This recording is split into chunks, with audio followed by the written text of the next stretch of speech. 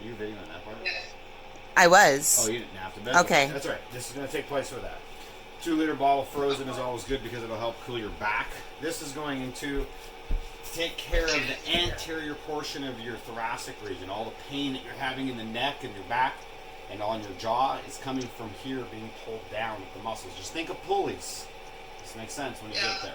And because we live like this most of the time, driving, sitting, typing, this has to be stretched out the other direction. And the easiest, most relaxing way to do it is to release the tension. But part of it, T, I gotta throw this in. Like I have so much arthritis in that jaw, and that's adding to the swelling. But I guess that's tightening up all those muscles, eh? Exactly. Arthritis is just junk and joint, and if your muscles are so tight and crushed around that joint, they're never going to allow the lubricating pad to ever do its job. Eventually, it'll grind its way through there. So once the tension is released in those muscles and it's relaxed outward, then it has a chance to heal. The body built itself. There's no reason it can't fix things. But you got to get tension off for it to get there. If it can't get circulation to the area, it'll never do it. And it can't circulate in areas that are too tense. Too much inflammation causes this. Okay, so we're down to very simple basics of circulation. So this is what this is going to do is actually release that tension in there. We're going to be doing a relaxing thing. One of my clients actually does this like 3 times a day at work. These 2 different exercises. So we're going to get on the back of the 2 liter bottle. We want, now this one's a little long, but we want the top to be right there at the top of the thoracic so that our head is literally bent over the edge.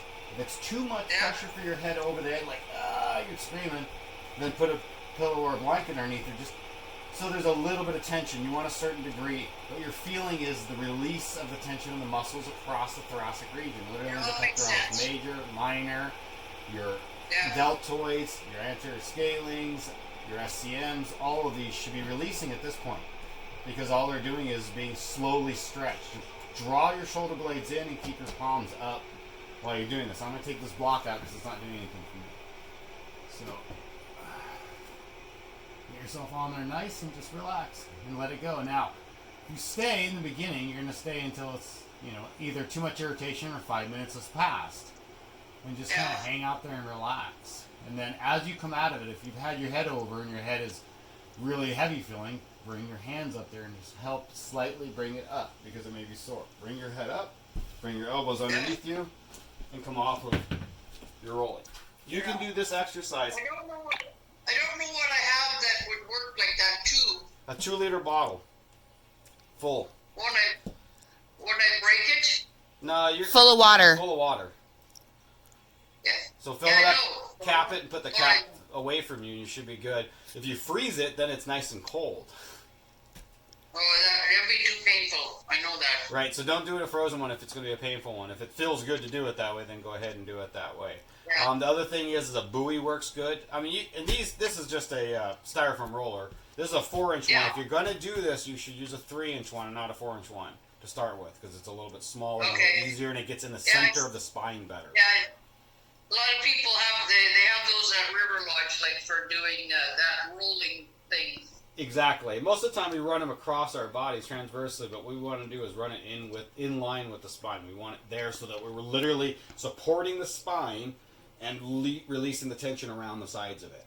And then the next part of what we're going to do is a bridge work using blocks. These you can pick up. These are just yoga blocks, foam ones. These are kind of large ones actually. And when we're going to start with them laying down at their flattest point. Eventually, they'll be able to go all the way up. I actually have a client that's almost there. She keeps trying to get her butt up high enough to get there. She knows who it is.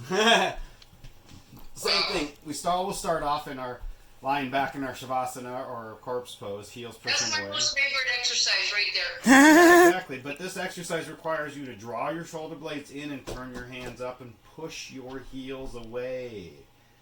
And then release tension and stay in that pose. Not fall over like this, but stay in that pose.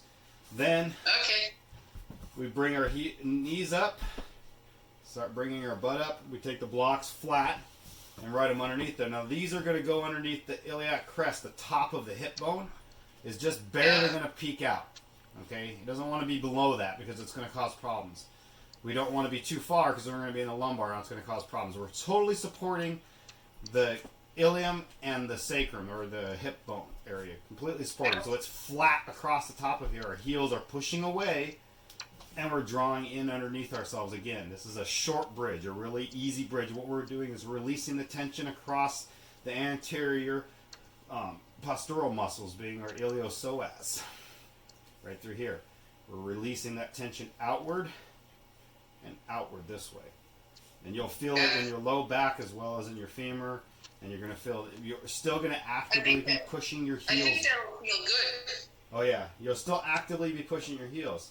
Same thing, you go until there's too much irritation or 5 minutes has passed. Then when you start getting where you're like, this is too easy, then you're going to start flipping your blocks up on their sides and going up higher. Because you're going to need to continue to open that space in there. This space here presses on your organs. And that is what causes a lot of irritable bowel syndromes and stuff like that are going on. As soon as that tension is taken off, the organs can fall into their proper place. You keep your abs in tight the whole time, and you will find that they're going to support your low back, and everything's going to start to realign where it belongs. Same thing, coming out of this one, we come up, we pump it up 3 times. My yoga teacher loves that part. And then down. And then we're going to come over to our side for a couple minutes. I'll definitely get something that'll do the trick and try some of those. Yeah, just start off with that portion of it. Eventually, you know, these soft blocks really, really easy to buy, and they're fairly local. Or a 3-inch version of this is pretty easy. But I would use, if I was doing my back one and I had the thinner soft block,